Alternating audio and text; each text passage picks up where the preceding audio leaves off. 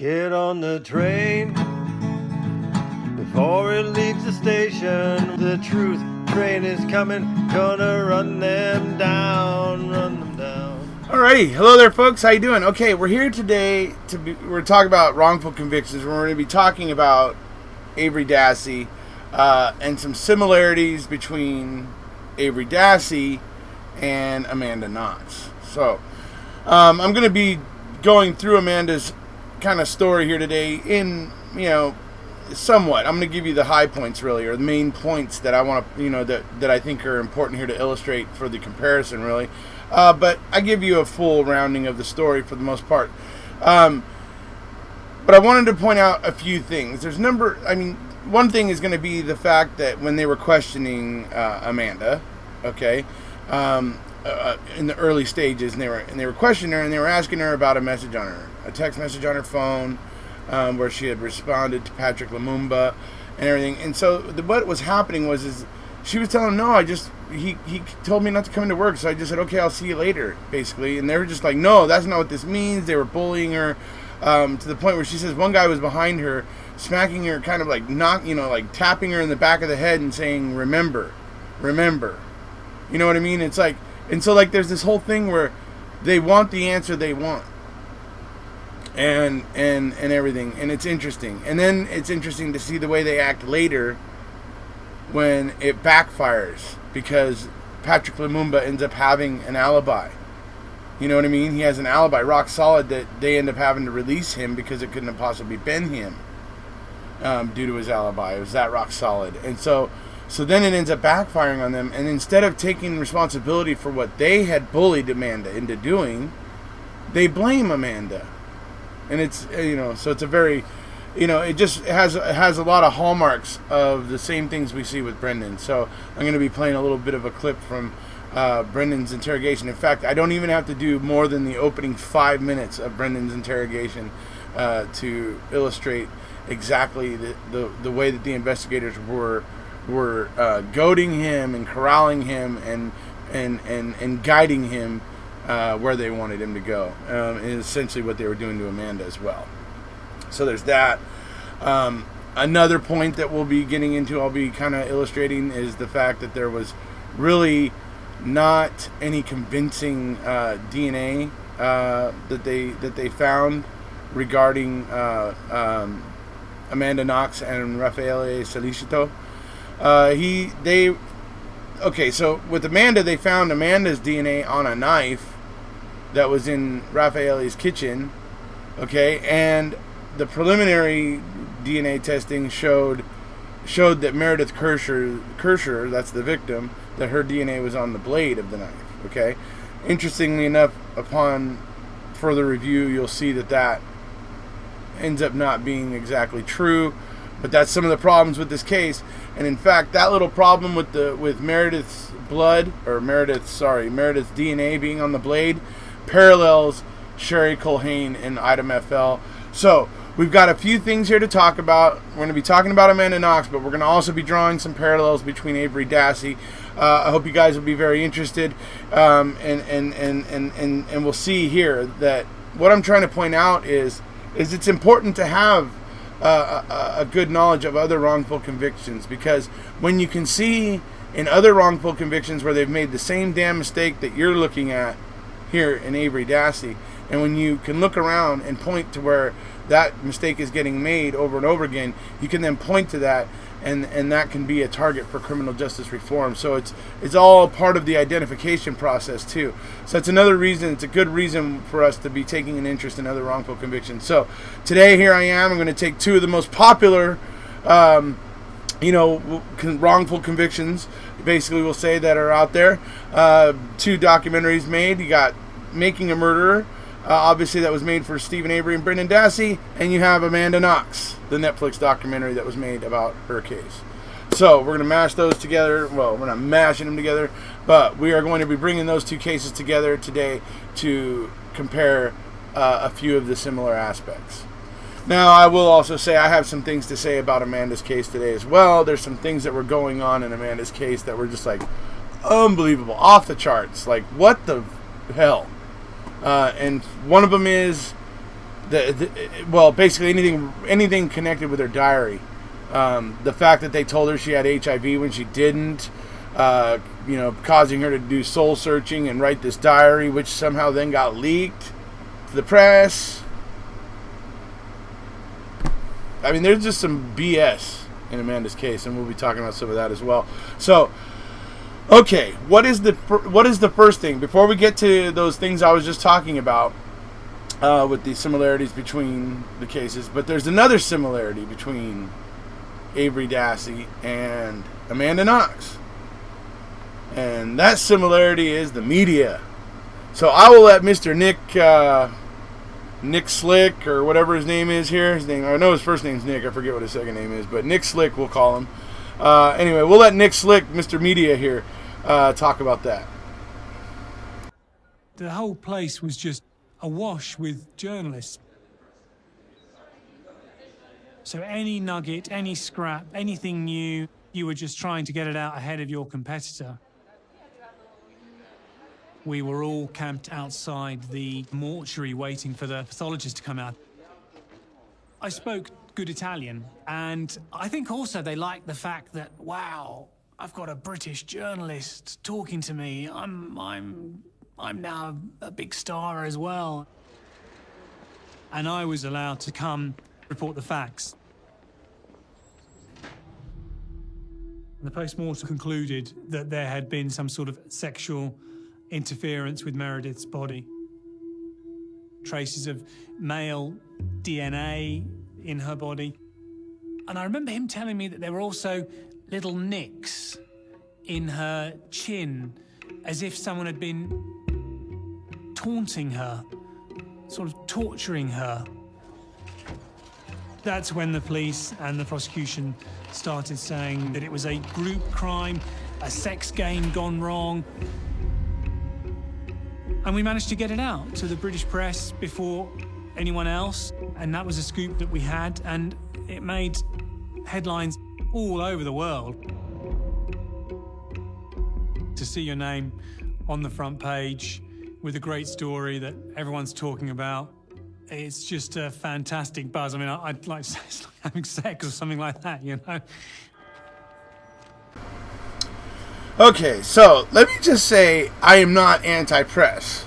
I think the press plays an important role in our societies. However, I will ask you this. Do you feel that Mr. Nick Slick there was interested in justice, listening to him talk? Or was he more interested in his own grandeur? See, that's the question I'm left with listening to Nick. And I'm sure a lot of the other reporters on this case were just like Nick. In fact, he makes a quote later on in this video where he talks about the fact that how much scruples should I have? Because if I have even the slightest amount, then all my competitors are going to beat me to print. And it's basically along those lines. So you'll see that later. So he has a point on that, but what I'm saying here is, after listening to him there, what do you think his goal is? Justice? Or his own grandeur with getting the hot story out to print first? Right? So just thought I'd point that out. Okay, so the next thing we're going to move into here now is going to be regarding the kind of bullying they did with Amanda. When they were asking her about her message on her cell phone, the text message between her and Patrick Lumumba and all that. That's what this part's going to deal with. So with this part, we're going to watch and we're going to listen and kind of take in what happened to Amanda and what was going on with them asking her about this message on her cell phone. And after that, we are going to talk about how something very similar was happening with Brendan Dassey. And we will be looking at a clip from Brendan Dassey's confession. For those of you who are sensitive to Brendan Dassey's confession, I will only be a short clip. I'm not going to torture you with the whole thing. I'm not going to torture you with long segments of it. I'm going to be playing somewhere between 3 to 5 minutes of it just to make and illustrate the point I'm trying to make. So for those of you who get upset and are a little bit sensitive to the Brendan Dassey interview, I understand, and I will keep it brief. So here we go. Let's see what happened with Amanda first.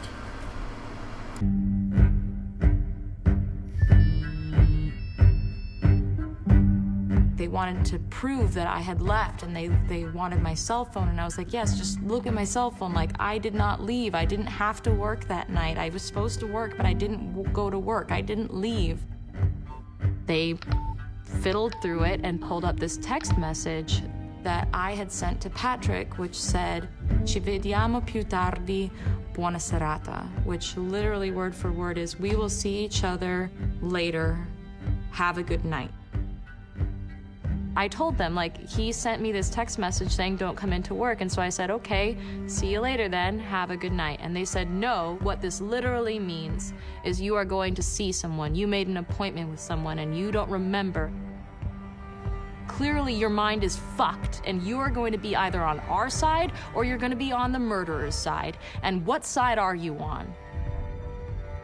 I got so frazzled by it, I said, I don't know what the fuck is going on. And another of the guys was like, fuck, I understand, fuck you. And like, he thought that I was yelling fuck you at him. And I was like crying, and at a certain point, a police officer slapped me behind the head and was like, remember, and then slapped me again and said, remember, like, get your brain straight. And I broke.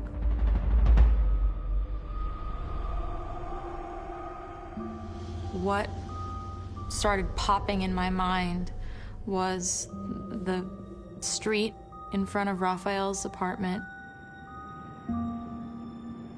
my front door being open, Patrick in his brown leather jacket, and Meredith screaming. And I thought that meant that I was remembering that he had killed her.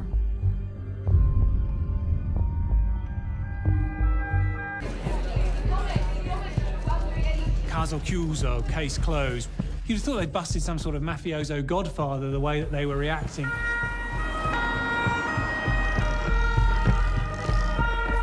The lawyers are the key ones. I would get alongside one of the lawyers. He would hand me over the statements. I think the photocopying places in Perugia must have made a fortune those days.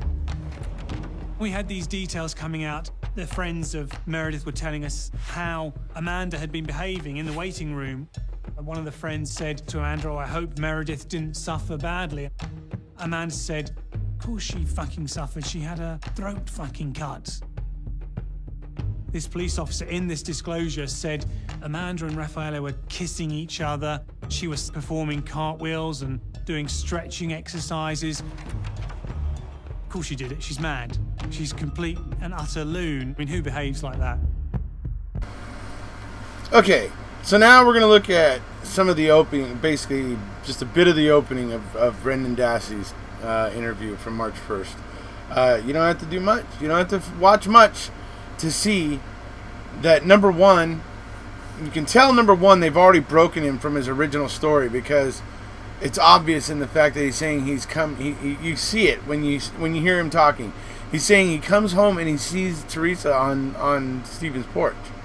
Okay, there's no way that would be possible, folks. Brendan doesn't get home. Brendan and Blaine don't get home until 3:30. Plus, Blaine didn't see this. So, you see, there's obvious problems that the investigators are ignoring because they want to hear what they want to hear. You see? And so that's what's going to become apparent. But also you can see where they're using tactics like, the way that they were telling Amanda, remember, no, that's not what this means. This means you were, whatever. Like, they're telling her, they're telling her what's what. And you know what I mean? And we're going to see some of that. We're going to see some of that in just the opening 5 minutes of Brendan Dassey's interview. And I know a lot of you have already seen a lot of it, but I'm just going to use a little bit of the beginning to just kind of show that right from the start in the Brendan Dassey interrogation, it was on like Donkey Kong, where they were using like similar tactics what they were using with Amanda. But instead of remember and those sort of things, with Brendan it was be honest, tell the truth, make it easy on yourself, all those sort of, it was that type of terminology instead, but to the same effect. So, all right, that's what we're looking at. Also wanted to point out there again, the guy with the guy in the press. I mean, he's talking about how they're getting these salacious comments from from people. I mean, you know, I imagine it's hard to judge people in how they deal with their grief. And the fact that the media was watching every single thing that Amanda did, and reporting on it was, you know, probably not the fairest thing. We all deal with grief in different ways, and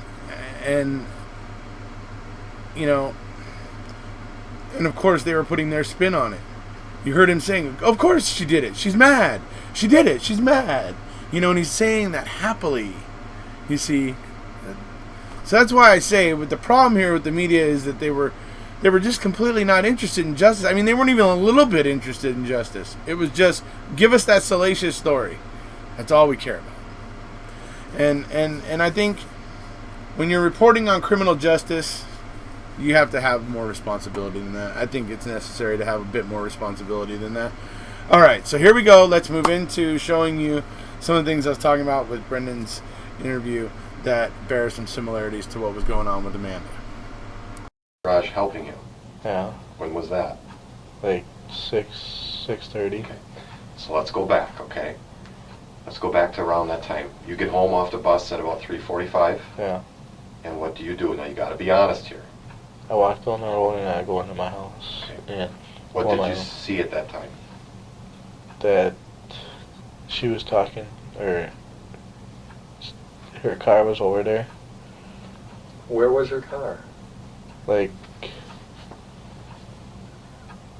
on the other side of, you know, where you drove by our house, Mhm. where you turned there. It was like on the other side of the road there, by the Okay. trees.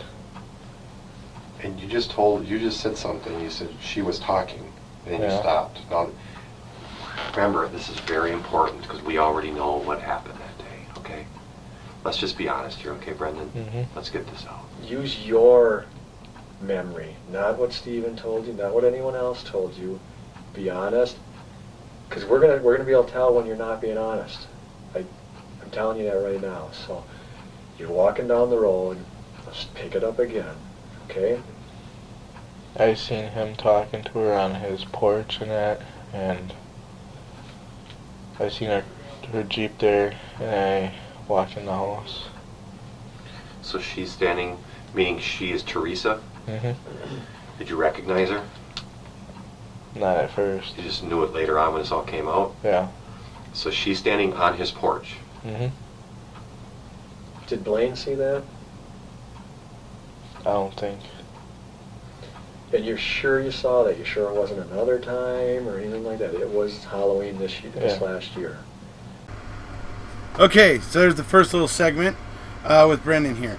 Now I want to point out, number one, the be honest, tell the truth. We already know what happened, all that sort of stuff, corralling Brendan. But with some of the other things that I think are interesting here is that you can tell they've already got him broken away from his story, because folks, you know the story he told that never changed until they started breaking him from it. And that story was, he came home, him and Blaine went over to the house. He played video games, this and that, got a call, and went over to Steven's, whatever. That's the story that he's told consistently. You can tell in this that they've already broken him from that, because the first thing he's saying is that him and Blaine come down and that he could see, or, well, he starts to say it and then they bring it out later, but like that he saw her talking to Steven. And it's just like, but that's not possible. Blaine would have seen that, number one, because they were together. And number two, it's for me, him suggesting that, it shows that they've already broken him from a story, which is important, because you're going to hear Tom Fassbender at a later point here in this clip with Brendan, where he actually talks about a previous conversation with Brendan, and he's basically kind of riding Brendan because he wants Brendan to go back to that story that him and Brendan established. But the problem with that story is it's basically a dispute over whether or not a fluid was blood or transmission fluid, but we'll get to that in a minute. So that's what I wanted to point out here, is obviously just looking at how they've already broken Brendan away from that story. He's already trying to tell them what they want to hear, but he's stumbling, you see, because he doesn't understand. And he doesn't understand he doesn't understand how, like, he's not fully understanding the problem they're having. because he's saying he saw Teresa, but Blaine didn't, and plus he's coming home at 3:45 when Teresa went missing. According, in their minds, she went missing around 2:45, so it'd be an hour later. They don't expect Teresa to still be standing on Stephen's doorstep an hour later when Brendan gets home from school. So you see all the problems they're having with this, and that's why they're telling him, oh, well, don't if it isn't true, just don't tell us. Because they're like, no, dude, don't, because they don't want him saying that. They realize that every time he says that he undermines the confidence in this confession, right? And so they don't want him saying it. They want to get him to say something else more helpful, and that's what they're going to move towards here as we move on. On the front porch area. Yeah. Do you remember what she was wearing? I know it's a long time ago. Don't guess. If you remember, you can say it. I don't remember. Do you remember how he was dressed? I think white shirt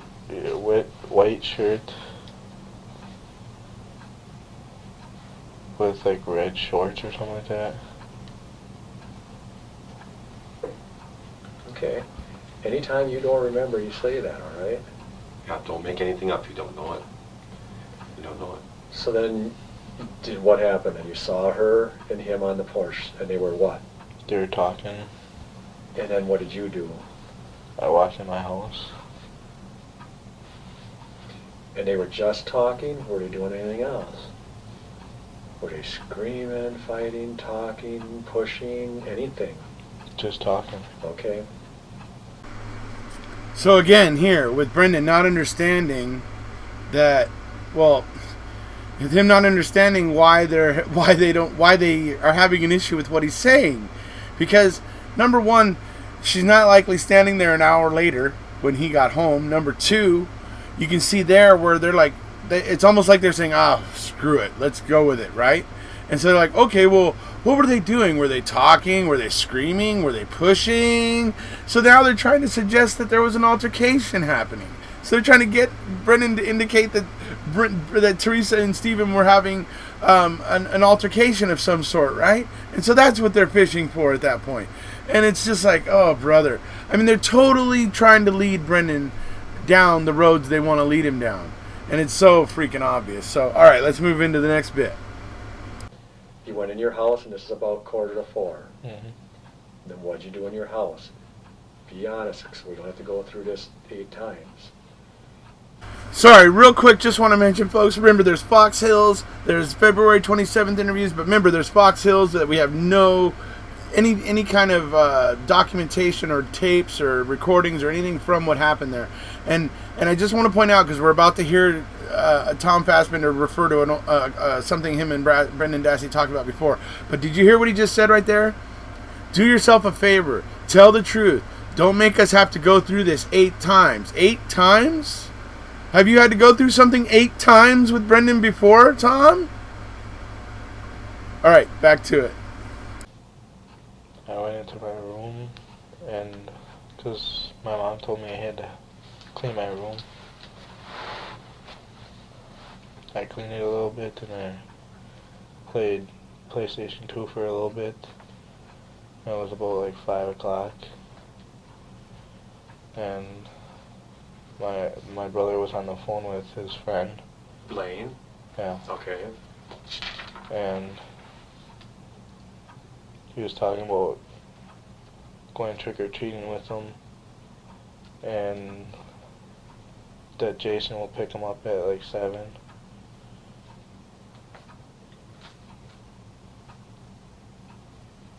And then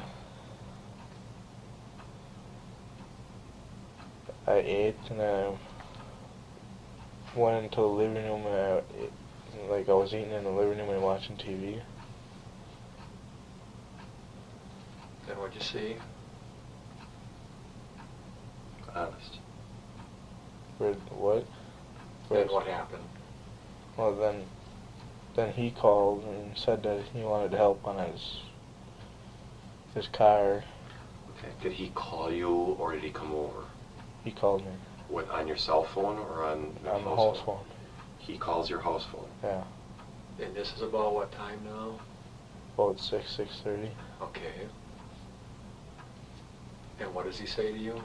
He says, "Do you want to help me with to fix the car?" Because he said that if I would help him on his cars, he would like help me find a car. Okay. And so I did, and then that's when he like cut something, and then it was leaking on the floor. Let's stop right there. So he calls you and asks you for help to fix the car, Mhm. and you go over to his house, Mhm. and where do you go? Into the garage. And what's in the garage? His Monty. His Monty. Where's that Suzuki? On the side. Is the big garage door open? Mhm.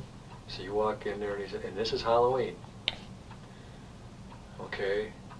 And what's he doing? He's working on his Monty.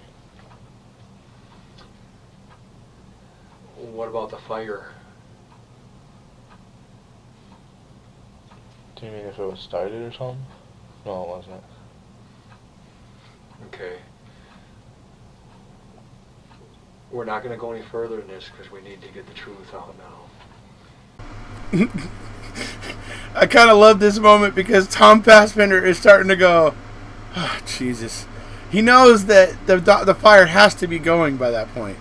He knows to burn the body to that level that they found the cremains, in Stephen's burn pit, that fire had to be going already. Couldn't be started after 6:30 and have enough time to be able to reduce the bones and everything to the level that it was reduced to.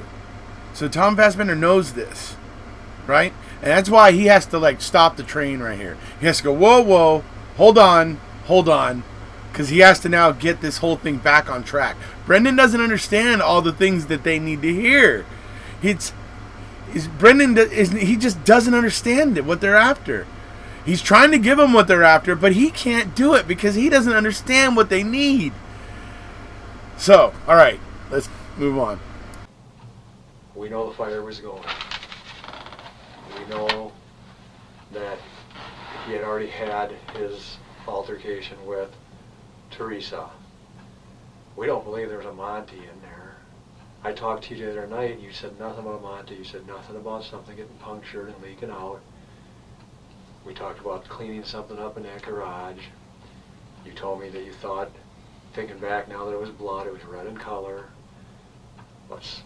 You're at your house, 6:30, I'll go that far with you. It might even been earlier. What's going on? Let's take it through honestly now. Come on, Brendan, be honest. I told you before, that's the only thing that's going to help you here. We already know what happened. All right, so there's what I'm talking about with Tom Fassbender referring to a past conversation with Brendan where he said, basically he's bringing it up, a red fluid that you thought might have been transmission fluid, but maybe it was blood. Okay, the way that whole conversation went was Brendan maintained it was transmission fluid. Said a couple times. But eventually Tom just kept asking and asking. Could it be blood? Well, it might have been. If it was red, it could have been blood. And he kept kind of badgering Brendan in the previous interview about this, to where Brendan eventually kind of acquiesced and said, okay, yeah, it could have been blood. Just because he was tired of fighting with Tom Fassbender.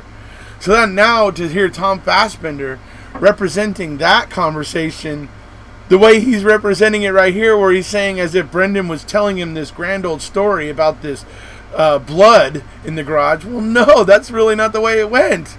The way it went was Brendan was telling him it was transmission fluid. He wouldn't accept it. And so I think that's another interesting aspect. But like I said, they're talking about past conversations they had with Brendan. That's how they were able to try to prepare Brendan for this day. They were hoping Brendan, after these past conversations and being at Fox Hills with him off the record and all that they had groomed him properly, that this was all going to be going a lot smoother than it is. But it isn't, because Brendan just doesn't really understand. He doesn't understand all the little intricacies that they're thinking of, and how to make this all work. He's just attempting to give them what they want in his own simple way. So, anyways, all right, let's go ahead and move into the final bit of this clip of Brendan and see what else we got. Okay, if we don't get honesty here, I'm your friend right now, but I gotta believe in you, and if I don't believe in you, I can't go to bat for you. Okay, you're nodding. Tell us what happened. Your mom said you'd be honest with us. And she's behind you 100% no matter what happens here. That's what she said. Because she thinks you know more too. We're in your corner. We already know what happened. Now tell us exactly. Don't lie. We can't say it for you, Brendan, okay? Okay, and there you have them basically setting the stage again, right? And saying, come on, Brendan, be honest. Let's start from the beginning, da-da-da-da-da, all those things. But now what? Brendan knows there shouldn't be a Monty in the garage. Brendan knows that they think the fire should have been started before 6:30. I mean, do you understand? They prepped him with all this info now. And now they're asking him to start over again. And they just keep doing that. Every time he gets into trouble, they just have him start over again after they prompt him. Oh, well, we don't believe there was a Monty in the garage. Oh, we believe that fire was started sooner. Okay, start again, Brendan. Yeah. So, all right. Now we're going to move into a clip for Amanda. And this is going to be a clip, I believe it's from a visiting room when Amanda's mother was visiting her in Italy. During the trial, I believe it is, and I love the way they're talking here because it talks about being bigger than Amanda and Amanda getting caught up in something bigger than her and everything, and I think that also applies for Brendan. So, anyways, here we go. Interesting stuff, but here we go. The lawyer said something interesting. They said Amanda's been caught up in something that's way bigger than her because this turned into this huge international bullshit story. Are you serious? Oh yeah, everybody in the family has been assaulted by a meeting. It's gone crazy. We already had good pictures of Meredith. She was a terribly attractive woman. And now we've got Amanda Knox involved as well. Pretty blonde girl, 20-something. It had that sexual intrigue, girl-on-girl crime, if you like. The pack were in their hotel room and everyone was going, Amanda Knox, tap, tap, tap, tap, into their computer. This picture pops up on MySpace of Amanda Knox with a machine gun, laughing hysterically as she was firing it. And we're thinking, wow, great. She's a complete and utter nut job. We had Raffaele Celestio, tapped him in, and there he was dressed as a mummy with a meat cleaver. I mean, you just couldn't ask for any better material to illustrate a story with. Raffaele collects knives, he drives a nice car, he was majoring in engineering. This guy wasn't very sexually experienced. She might have been only the second person that he'd ever had sex with. She'd sort of got her hooks into him. She'd been seen nuzzling with a boyfriend at a local shop as they bought underwear for her. The store owner said he heard them laughing about having hot sex that night, just a day after her roommate had been found murdered. La femme fatale, la dominatrice. Amanda, mangiatrice di uomini. Amanda, the man-eater. Finally, you have her own name for herself, Foxy Knoxy. It was a perfect headline, really, and a perfect name. I mean, it was a feeding frenzy for everyone, basically. I mean, you were getting front pages. I don't think I've ever had so many front pages. You know, front page after front page, page lead in the paper after page lead. Just story after story. All right, there's a couple things there that Nick says that I had a little issue with, so I want to point out. But, you know, it talks about the fact that a store clerk heard Amanda and Raffaele Celestio in a store talking, you know, they're buying a pair of, you know, underwear or something like that for Amanda or whatever. And apparently this clerk, I guess, was eavesdropping and overheard them talking about having hot sex that night or whatever. Well, then Nick Slick there, actually Nick Pisa, as you might have seen. But anyway, I'm going to call him Nick Slick because I think it fits better. He goes on to say, well, that you know, that's just, you know, this is her friend just died yesterday and all that sort of stuff. Well, I would point out, number one, it's a tragic thing that Meredith was killed, and I'm sure Amanda believed it was tragic, but I mean, from what I can tell, Amanda hadn't been in country very long when this happened. So I don't know how much of a friendship Meredith and Amanda actually were able to form at that point. But not only that, but if we cast that aside, not only that, let's think about this.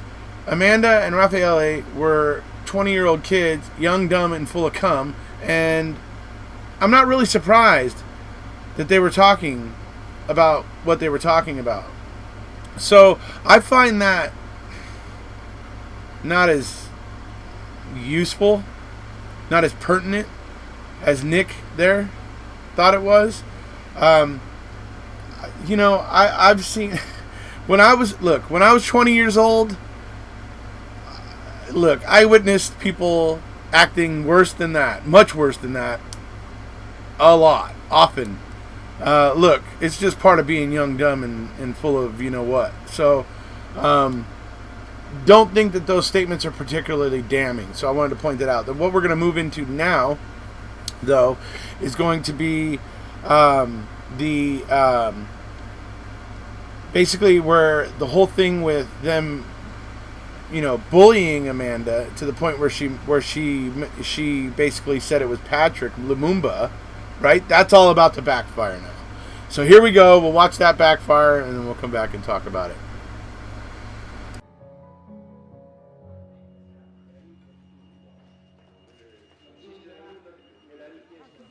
Dove sei, Vincenzo? Patrick! Patrick! Allora come stai? Sto bene, Luca, con calma. Sì, ringrazio molto Dio, sì, che mi ha aiutato a tornare a casa. Patrick, ma perché hanno accusato lei, secondo lei? Non risponde. Che cosa dici di Amanda? Perché Amanda ha detto quelle cose? Perché l'ha calunniato? Mi potete dare una risposta? Io credo che è un po' difficile. Perché deve aver calunniato Lumumba se questa calunnia non era finalizzata a depistare le indagini nei suoi confronti?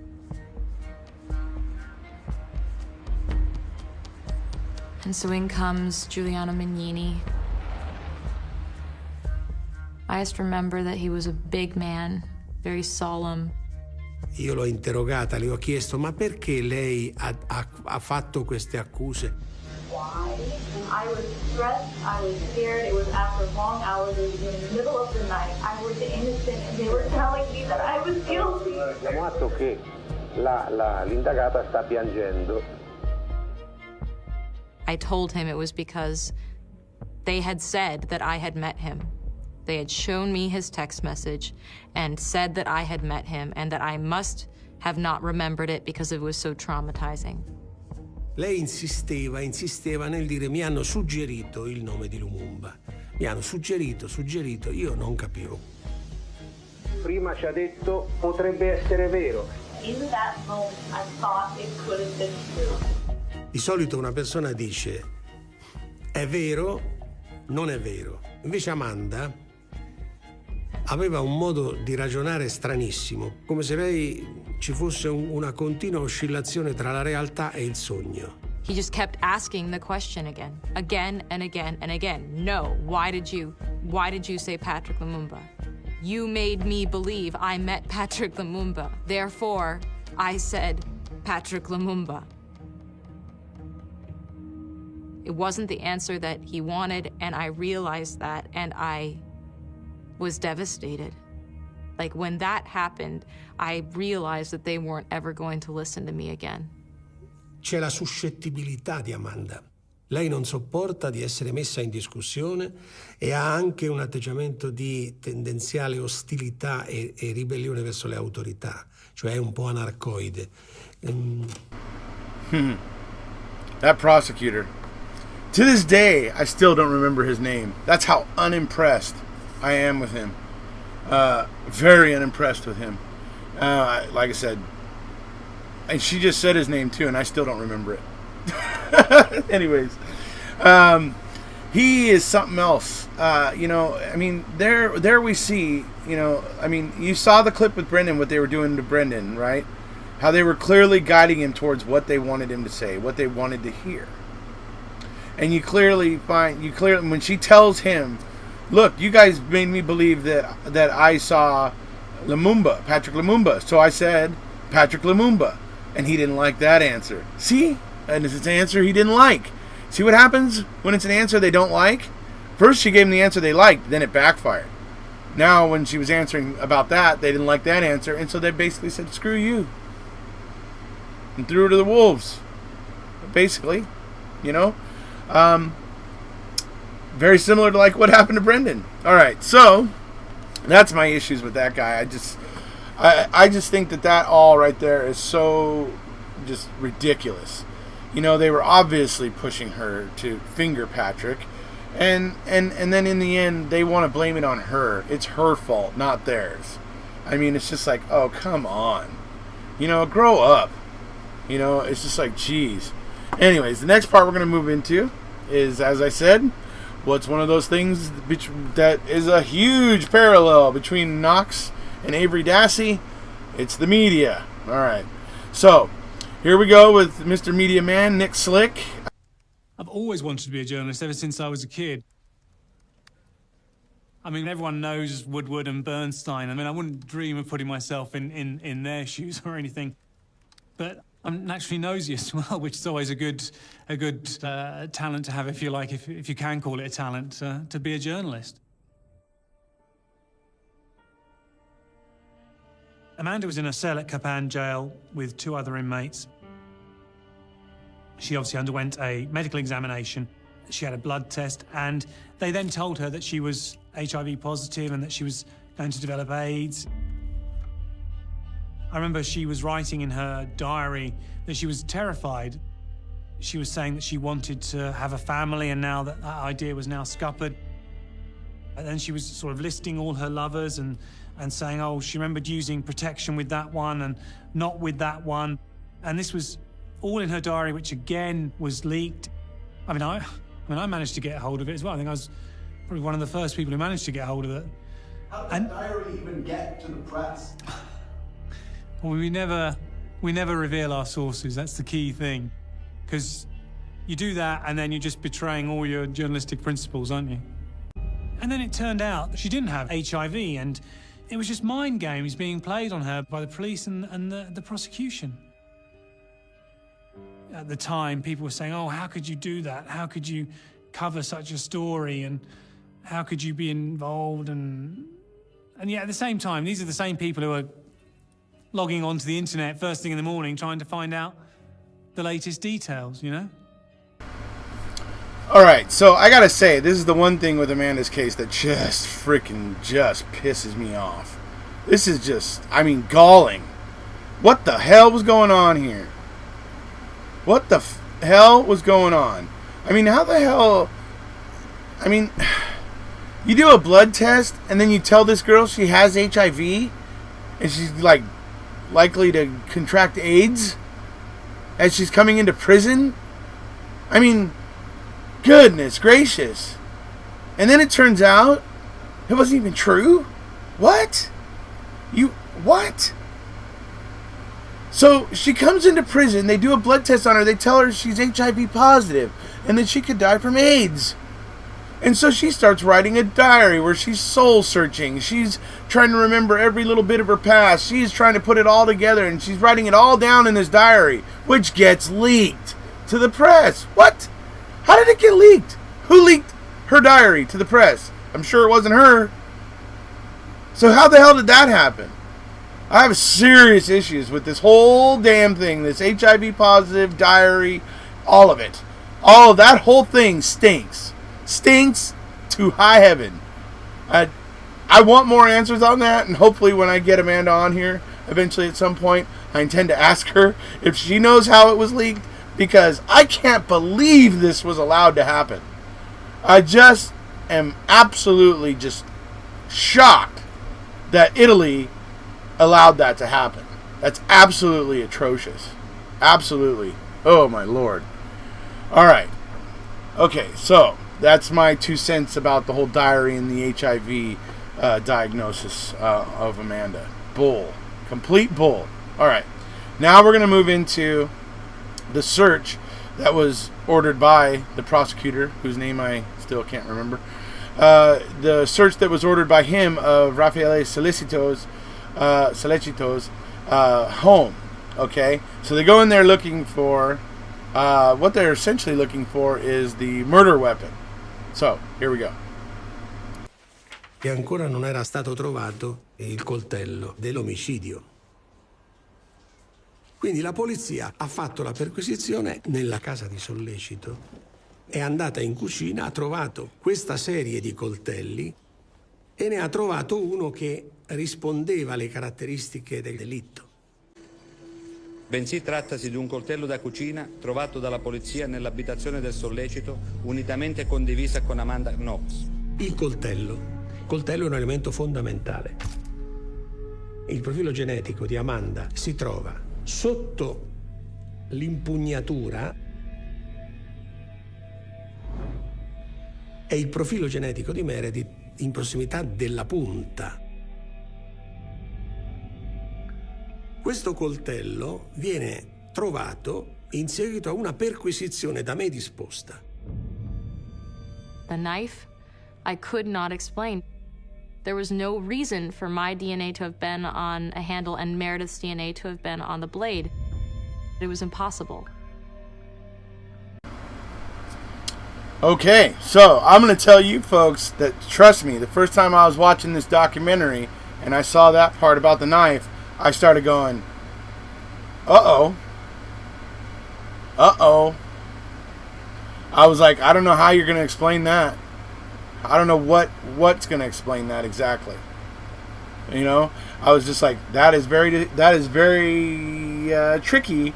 The fact that they found Amanda and Meredith's, DNA, I should say, DNA on a knife in Raffaele Solecito's kitchen. Okay, so I originally was like, oh wow, that's significant. That's pretty wild, right? So I want to keep in mind, though, folks, keep in mind right now that they're showing the evidence now strictly from the prosecution's point of view. Okay, so what I want you to keep in mind is that you're seeing this stuff right now, and it looks one way, but there's going to be further explanation later. So keep an open mind. Now we're going to move into talking about the bra clasp of Meredith that had been cut off of the bra and ended up being found about 46 days later, I believe it was. But anyway, so they're going to talk a little bit about the bra clasp and what they found on that, and that's going to finish up the evidence here. So let's go ahead and get to it.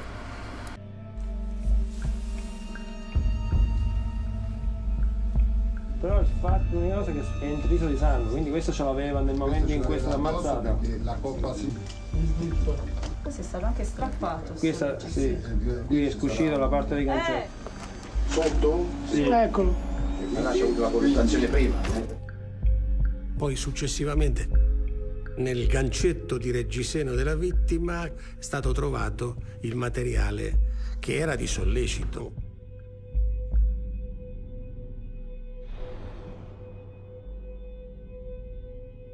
Questo è un fatto di una significatività. Mi pare che non ci sia anche i colleghi, mi ricordo. Invece dei complimenti mi dissero a questo punto credo che ci sia ben poco da fare per i due. Right. And then just as you hear him say that, we're going to be leading into the next bit. And the next bit is when they actually find the guy who probably actually did this. The guy whose feces was in the toilet. The guy whose fingerprints were all over the place. The guy whose DNA was found there. His semen in Meredith's vagina. Right? So then they find the guy who most likely did this, which is interesting. And he's so convinced. You know, he's talking about how his colleagues, oh, you got these two, and all that sort of stuff, right? And then now we find out what you're about to see here. for a bizarre case with so many twists and turns. Let's start with the latest one. Police have been unable to identify a number of fingerprints where Meredith died. And they say they also found feces in the bathroom. Ha trovato le tracce lasciate nella vagina di Meredith. E poi c'erano poi le impronte. Ebbero la certezza che l'uomo che aveva lasciato le tracce fosse Rudy Guede.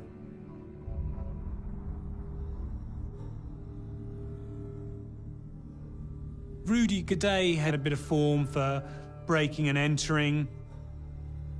Locals as well had told us that he was a slippery character, fly-by-night guy. But by this time, he'd already fled the country. And police were able to track down one of his best friends to have a Skype conversation with him.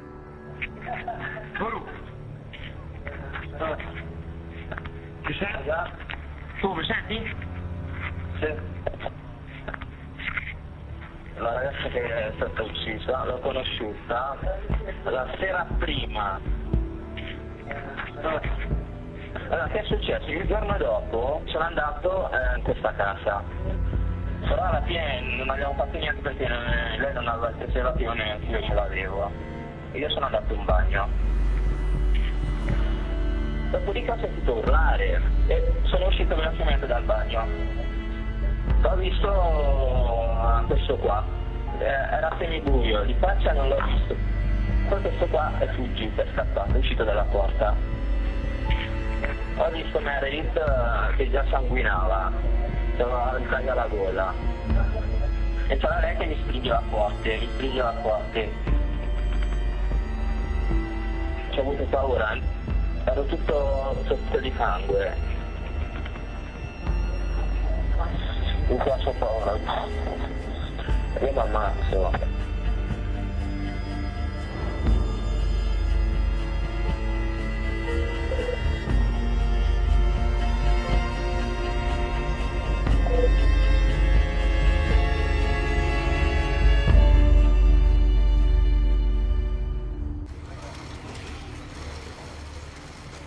È stato emesso un mandato d'arresto internazionale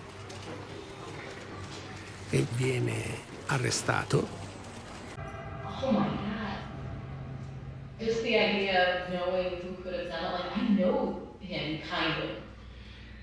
I've seen him before with the neighbors, like we ran into him and we were talking to him or whatever. And then I think I saw like basketball with him once, and then I think once I saw him at my work. But like I don't even know his name. Okay, so now we have a weak case against Amanda and Raffaele Solicito, right? And now we have a case that's coming up very strong against Rudy Guede, right? Now, you would think that maybe Mr. Prosecutor in this case would go, oh, wow, it's overwhelming evidence here that Guede was, part of this. I mean, there's all kinds of evidence from Guede and virtually nothing from Solicito or Knox, essentially, in terms of the crime scene. And so you would think that they would then do maybe a rethink here. No. They do like what they did with the Central Park 5. Just keep adding on more. Just keep adding on more suspects and just keep them coming. That's all they do. They just pile Rudy Guede on. That's it. They don't do any more thought into it. That's it. Rudy Guede is now the third killer. And what you are about to see right now is basically Mr. Nameless Prosecutor. Well, he's not nameless, but he's nameless for me because I just can't remember his name and don't want to, have no interest in it. You're going to hear him kind of walking you through what he thinks happened that night. His theory of this crime and how it happened. We'll see what you think of it. All right, here we go. Quella sera, immaginiamo Meredith che si vede all'improvviso capitare in casa Amanda e va bene, ma Sollecito e Rudy Dice, ma come? Meredith non ne poteva più. Ha espresso sicuramente in maniera abbastanza esplicita un giudizio morale negativo nei confronti di Amanda. Come crede che sia andata oggi? Amanda si deve essere sentita umiliata, urtata. Tu dai dei giudizi così severi sul piano morale nei miei confronti. Adesso ti faccio vedere io che ti succede. È una ragazza molto orgogliosa.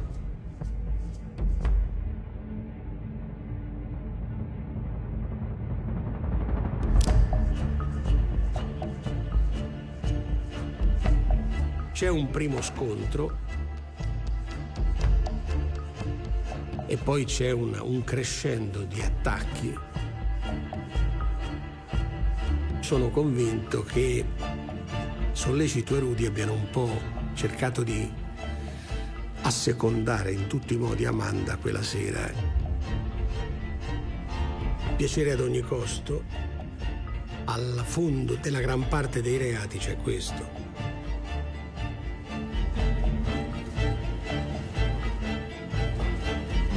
After nearly a year of testimony, Italy's so-called trial of the century has come to a close. Amanda Knox may know her fate as early as tomorrow. There may be a verdict.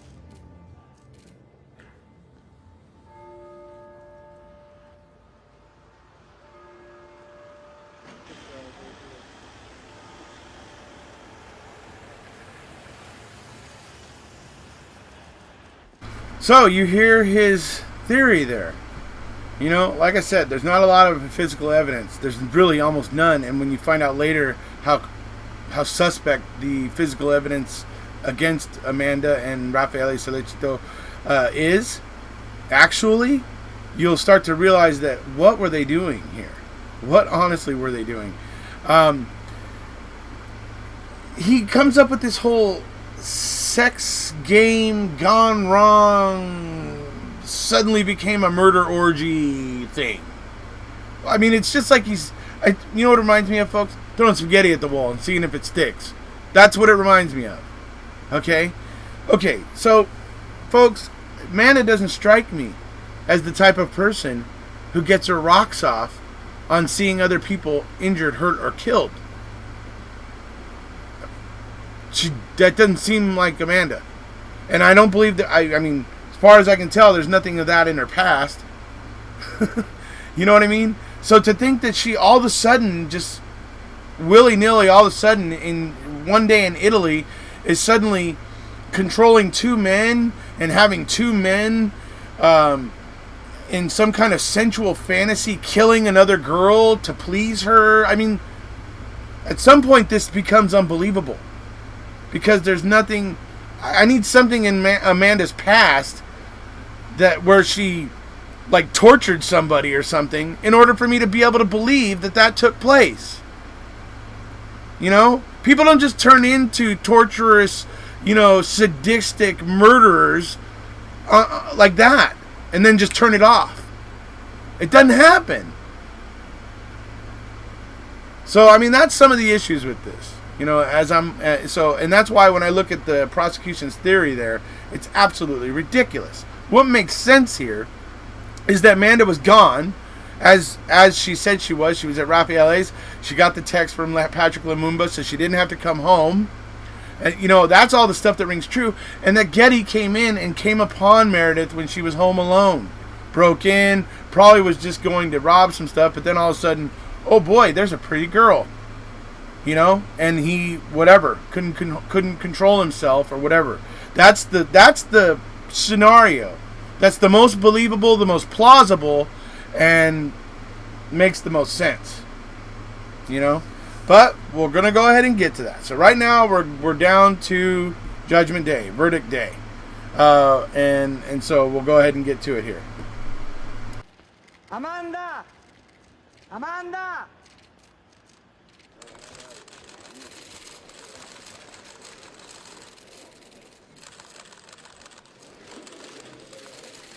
Al momento in cui la Corte si alza e legge il dispositivo, che è uno dei momenti più carichi di tensione che possano esservi nella vita, per l'imputato soprattutto, perché ne va della sua sorte,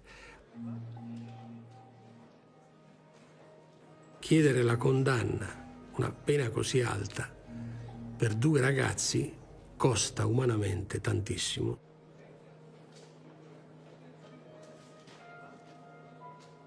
Mi guardo allo specchio e ho la fortuna di non vergognarmi, perché non c'è il minimo dubbio sulla responsabilità dei 2.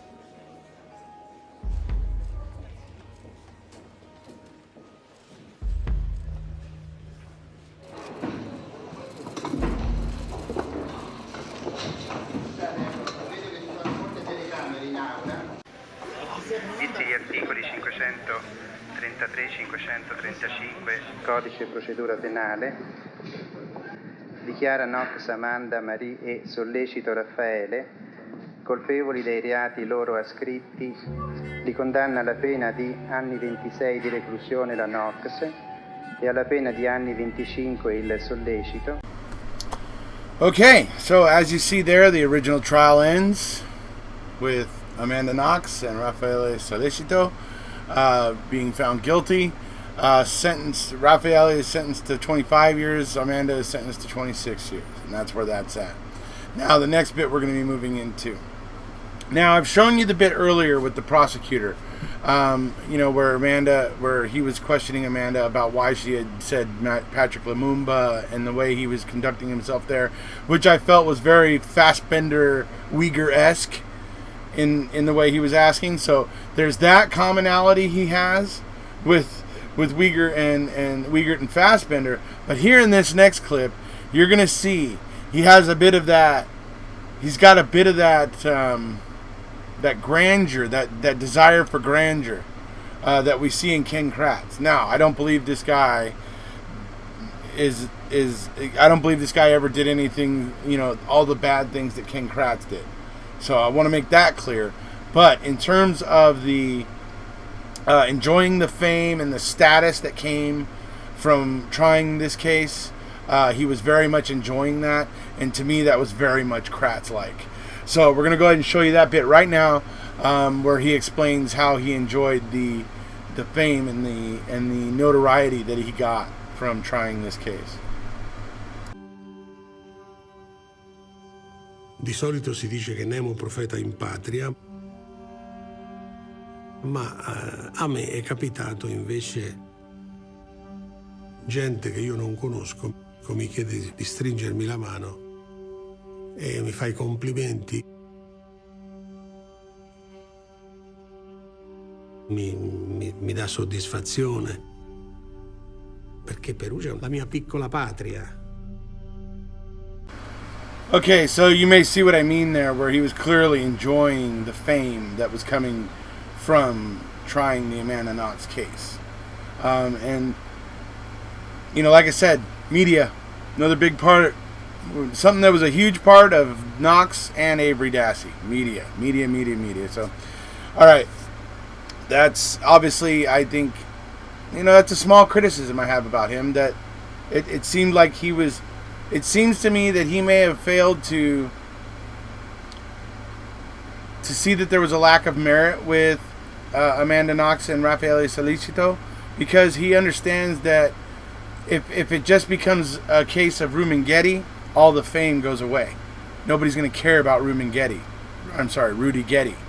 I mean, well, there'll be some interest, but it's not going to be anything on the scale it is with the hot American Foxy Knoxy, as they coined it, and all the various things that they say about her, witch, dominatrix, all the different words that they use, buzzwords that they use to tar and feather Amanda as, as this like sex crazed, delinquent, type of thing. So anyway, but it's because of that, I believe he was enjoying the fame, that he was unwilling to consider the realities regarding Amanda and Raffaele. So that's just something that I think and kind of noticed, but you know, that's not a fact. I'll let everybody kind of decide for themselves what they think. So now we're going to move into the part. Now we're basically going to get into the appeal. You're going to, you know, you've just seen the sentencing and all that, right? And so now, you know, that part's done. So now we're going to get into the appeal. And when Amanda files her appeal in Italy, they order an investigation. And what you're about to see is the results of that investigation, which are very interesting. So here we go.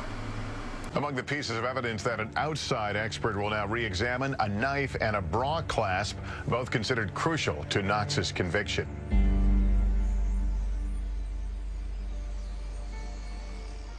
Sia chiaro di come le persone possono lasciare le tracce di DNA con estrema facilità. Quando si muove la mano sul braccio si forma quel piccolo pulviscolo. Quello è tutto tracce di DNA che noi spandiamo all'interno del luogo dove stiamo in quel determinato momento. Quindi la scena di un crimine deve essere assolutamente asettica, ciò che invece non è accaduto. Nei video della polizia scientifica c'era molto caos.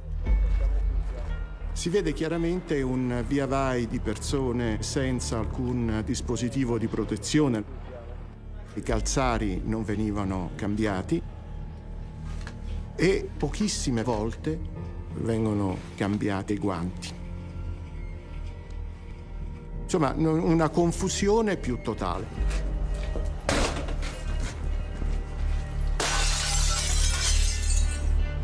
Confusione su cui la stessa polizia scientifica si è espressa. Sì, guarda, è assurdo, proprio assurdo, lasciamo perdere. Io ho criticato fino all'inverosimile. C'è una disorganizzazione inverosimile sotto ogni aspetto. La contaminazione è uno dei quesiti che ci viene posto dalla Corte. Potrebbe esserci contaminazione? Il gancetto erano stati ritrovati sotto un tappetino 46 giorni dopo il delitto. Dopo 46 giorni è possibile che altre persone possano aver trasferito le tracce di DNA del corridoio o di altre stanze, del bagno, della cucina, all'interno della stanza di Meredith. Okay, so you see they've been basically describing the just general chaos that the forensic collection was in this case to begin with, right? Okay, so that's introducing that part of it, okay? Now what you're going to get into is them talking about these two pieces of evidence. The bra clasp with Solecito's DNA and then the knife with Amanda's DNA on the handle and supposedly Meredith's out on the blade, okay? So now you're going to see, and I want you to pay attention real close here because this is the important part of understanding why this conviction happened and how it happened. This is a huge part of it. So, here we go. Pay attention. Here we go. In effetti, sul gancetto c'è il profilo di sollecito, ma c'erano almeno altri 2 uomini che non erano stati evidenziati. Il DNA deve essere obiettivo. Non lo devo interpretare per come io voglio che sia. E devo dire che c'erano dei problemi di contaminazione nel laboratorio. La polizia scientifica ha identificato il profilo di Amanda sul coltello. Quello si vedeva e si vedeva bene. Era un profilo bello.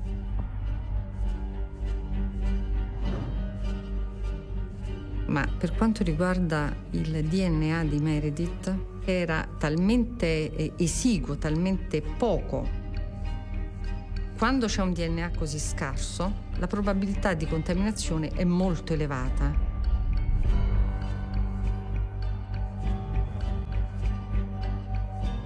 Quindi viene chiesto alla polizia scientifica Quando avete fatto il coltello, l'avete fatto senza nessun altro reperto?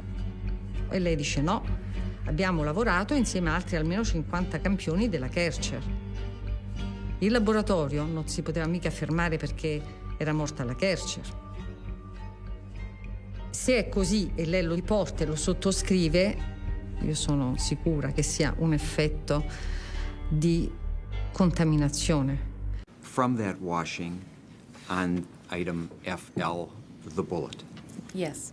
Do you have an opinion, to a reasonable degree of scientific certainty, whether Teresa Halbach is the source of the DNA on item FL, the bullet?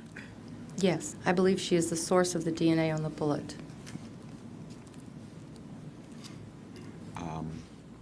Let me ask you, did this match differ in any way from the previous matches that you called? Yes, it did. And could you explain to the jury what happened? When we began the extraction, we began what's called a manipulation control. And it's basically a negative blank control. And it helps us monitor if any unintentional DNA is introduced into the sample. During the extraction procedure, I inadvertently introduced my own DNA into the negative control. Did that have any impact on your interpretation of your results? It did not have any impact as far as the profile from the evidence sample. It's just the fact that I introduced my own DNA into the manipulation control. And how do you think your DNA profile got into that control? I believe my DNA profile was introduced during the extraction procedure when I was talking.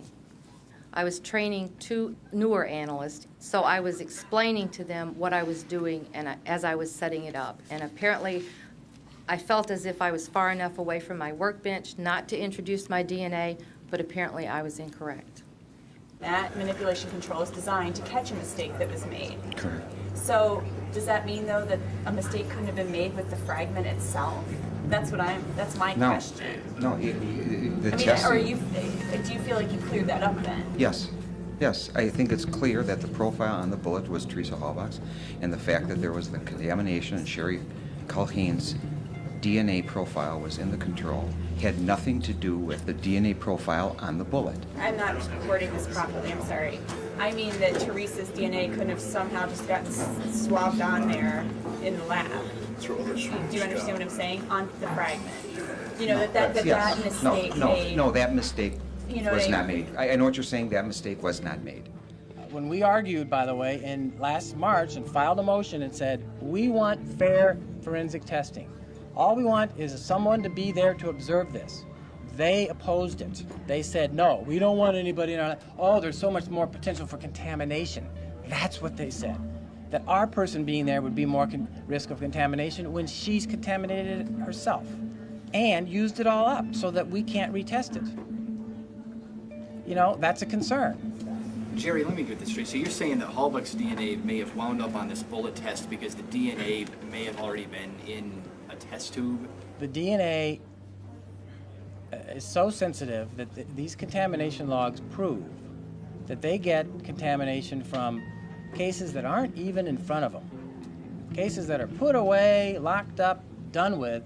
Lo and behold, all of a sudden, bingo, they get someone else's profile. Where does that come from? They don't know. Where did her DNA come from in that contaminated control? She doesn't know. First she says talking.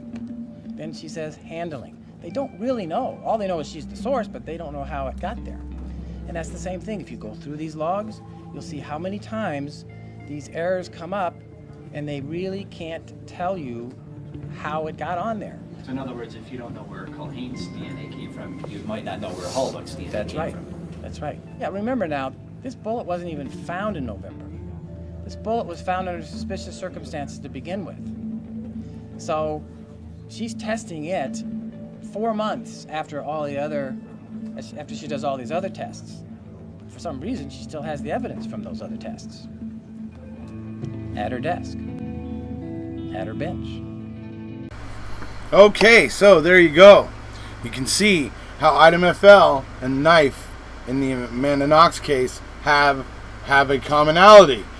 You know, you just heard Jerry say it. I mean, first of all, we go through the Norm Gone and her talking about it, and was it Teresa's profile and all that. It's like, okay, yeah, it was. And then it's like, and then we get to that point where Jerry basically says, but the funny thing is she's testing this bullet, and she still has all that other evidence that she tested right there.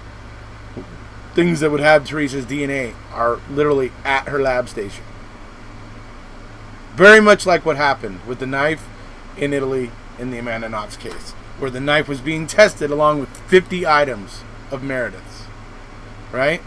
Now, to add just a little bit more on to this particular part, we are now going to go through the part where Jerry questions Culhane about the instructions that she was receiving from Tom Fassbender. And I'll let you determine whether or not you believe her protestations. All right, here we go. Showing you Exhibit 341.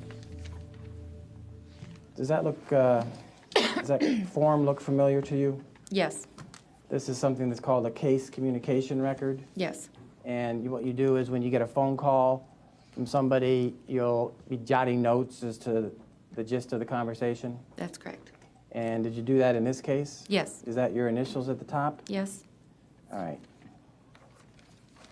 Let me put this up on the Elmo, if I may. This is one of those phone messages that you got from, in this case, Mr. Fassbender, correct? Yes. And he says there's going to be a couple of items from the house and the garage, right? Right. And then he says, or you wrote down, try to put her in his house or garage, correct? Correct.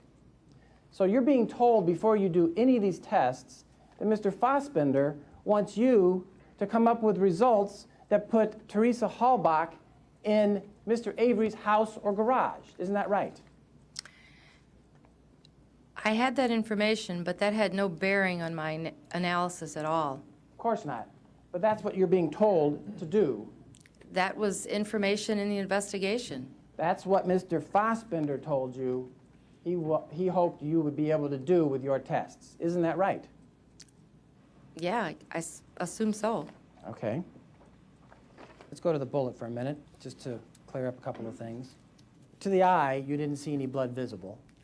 Correct. So you can't really say whether the DNA on that bullet came from blood or some other source, can you? All I can say was that it was nucleated cells. Which could mean blood or any other source. Right. All right, now your lab's protocol. It recognizes that there may be some contamination in these tests, right? Yes. And it tells you that if you go through these tests and the manipulation control is contaminated, that you are to report it as inconclusive for match purposes. Correct. Now here, you ran this test on the bullet, and you got a result that showed the manipulation control was contaminated, right? Correct. And according to protocol, you should have not said that that was Teresa Halbach's DNA on the bullet. Your protocol told you that you were to report it as inconclusive. Isn't that right? Yes. And if that happens, usually what you do is you try and re-extract and run it again. Yes. But in this case, it was a one-time deal. You put that bullet into a buffer and you took whatever sample there was and you ran it all. Yes. So you could not redo the test. That's correct. And if the test came back inconclusive, you would not be able to put Teresa Halbach in Mr. Avery's garage at any time, right? Like Mr. Fassbender asked. There were reasons why. I'll get to that. My point is this. This is the only time in your entire career you have ever filed a deviation of protocol so that you could make a call and include somebody, isn't it? The deviation that I requested was appropriate for this situation. It was okayed and it was reported. Ma'am, You did not disclose in that report, that official report that courts and juries and judges and lawyers and everybody else relies on, you did not disclose that in order to make that call, you had to do something so rare you've never done it before, did you? No, I did not. And you didn't put that in there because if you did, you wouldn't be able to satisfy Mr. Fassbender's request that you put Teresa Halbach in Stephen Avery's garage, right? That's not correct. Well, let's close with this. Other than that bullet, all your other tests, none of them put Teresa Halbach ever in his garage or his house or any of his vehicles, right? Correct. Thank you. Okay, so there is another parallel between Knox and Avery Dassey. This time between the knife in the Knox case and item FL, the bullet, here in the Avery case. Both were at a station being tested with the victim's items, other items of the victim at the same station with the item being tested. So, as you can see, that's just another parallel.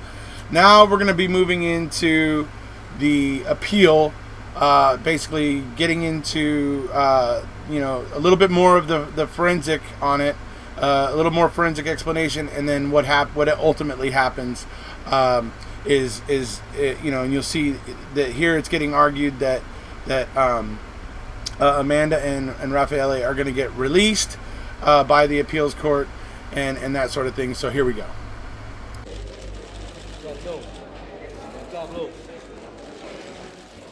When it came out, I mean, it was just crazy. The botched investigation and the bungled forensic work.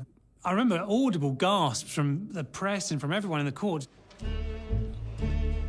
We're all looking as journalists for that great angle or that great line, and when you see something like that, you just think, brilliant, it's manna from heaven, it really is. Amanda Knox's hand was said to have been on that knife. It was said to have murdered the victim in this case.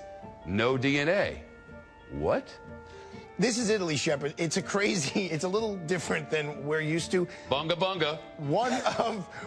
The one guy who... The thing I can't wrap my mind around, though, is if the DNA evidence isn't credible, how did things get to this point? You really believe that Americans should intervene at the top levels of our government? I think the president should get involved. I think people should boycott Italy. They shouldn't go to Italy. Mi dispiaceva che volevano darci lezioni di diritto i media americani. Quel luogo, cioè il nostro tribunale, nel 1308 era la sede della prima facoltà di giurisprudenza d'Europa. In America, nel 1308, forse disegnavano i bisonti nelle caverne. Well, as you can see, Rudy Guede's attorney wasn't too impressed with us getting involved with Italian, justice system there. So you can tell he wasn't amused. He had to actually say in 1308 in America they were drawing buffaloes in caves, right? I mean, fine, fair enough.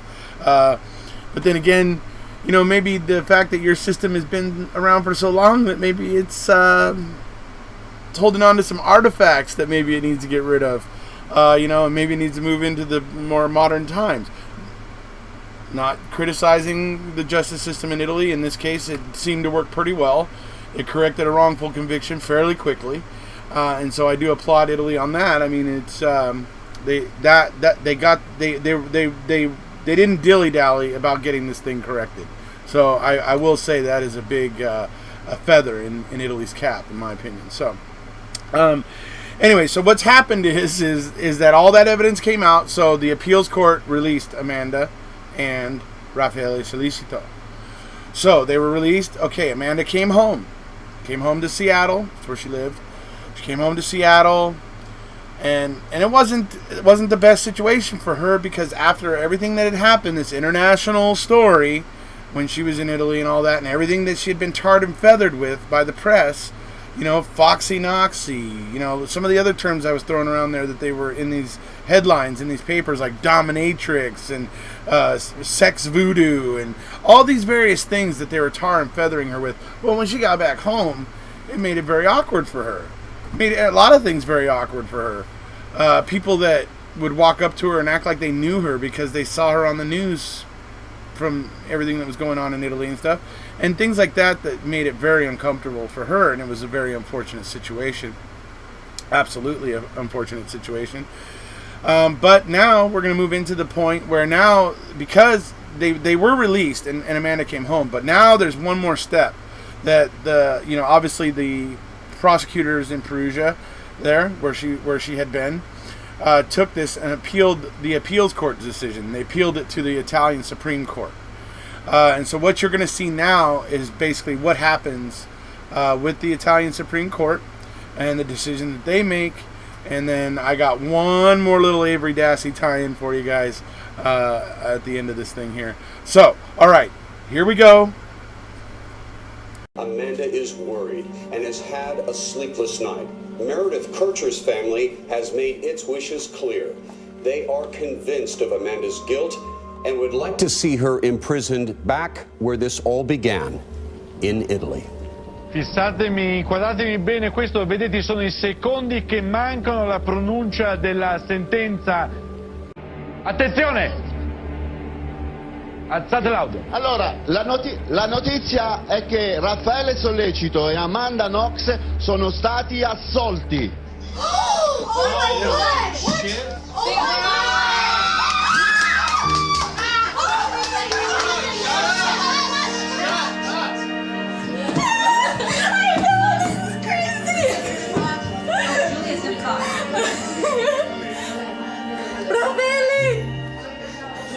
Siamo liberi! Come stai tu? Sono così felice per te, sono così felice per noi. Ok, ti voglio bene e ci sentiamo. Ok? Ciao! Ciao! Oh my God. In September of 2015, the Italian Supreme Court releases its reasoning for acquitting Knox and Sollecito for murder. The court blames stunning flaws in the investigation and increased media attention for creating a frantic search for guilty parties. The justices find a complete lack of biological traces connecting Knox and Sollecito to the crime, like Brendan. Stain that was found, it appeared to be a blood drop on the bathroom floor, right?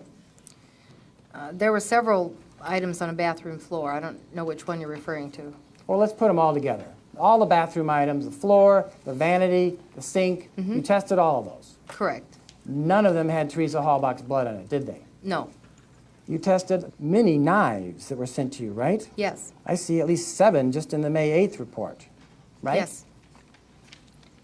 By the way, in all of this evidence that you've tested, all of it, did you ever find any DNA of a gentleman named Brendan Dassey anywhere in all of your tests? No, I did not. Not one shred, right? No, I did not find his DNA. And you had his profile? Yes, I did. Alrighty, folks, so that was my last Avery Dassey tie-in there. I couldn't help but put added in there the fact that there was such incredible DNA evidence against Amanda and Raffaele Sollecito that it paralleled with Brendan, because there was no evidence of Brendan either. And so that, again, more parallels, things that are very much alike. Wanted to add that in here. So, that's why I wanted to go ahead and compare these cases, because I did see some similarities that I thought were substantial. So, okay, we're going to go into the final stretch of the video here, folks, and I'll come back one more time to talk with you. The court said evidence still pointed to the guilt of Rudy Guede.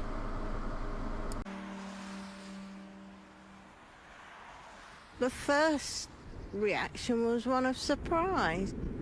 They've had 2 convictions.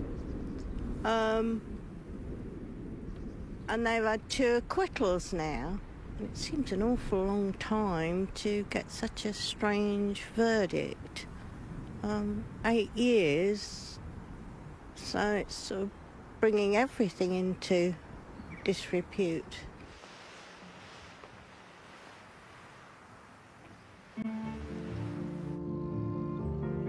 I think at the end of the day, you have to point the finger at the police, really, don't you? And the prosecution. They made some really heinous errors and they got fixated on some wild theories that they were absolutely obsessed with. I mean, I know people keep saying trial by media, but I don't buy that. Maybe because I'm a journalist and I don't go for that, but... And I think now, looking back, some of the information that came out was just crazy, really, and it's just completely made up. But hey, what are we supposed to do, you know? We are journalists and we are reporting what we are being told. It's not as if I can say, right, hold on a minute, I just want to double check that myself in some other way. I mean, goodness knows how. And then I'll let my rival get in there first before me and then, hey, I've lost the scoop. It doesn't work like that. Not in the news game. Alrighty, so there we are, folks. Now, first off, I mean, I gotta say, my heart goes out to Meredith's mother, Meredith's mom. I mean, this has been a tragic situation for her. I feel for her, and I imagine that it's been a very painful thing for her, and my heart goes out to her. It really does. You know, and you know, but I also do truly feel that Rudy Guede was the guy that most likely did this, and he did. You know, he was sentenced to and convicted for the crime.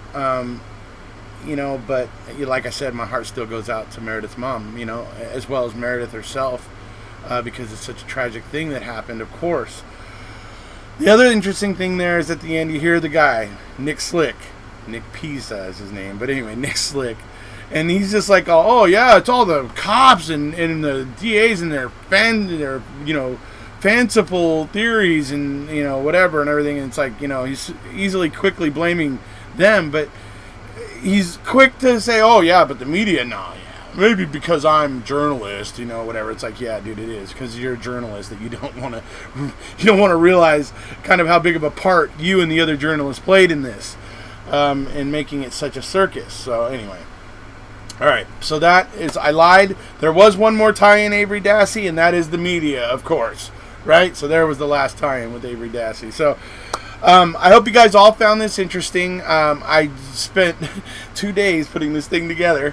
It ended up taking a lot longer. I intended to upload this today at noon, or well, Sunday at noon.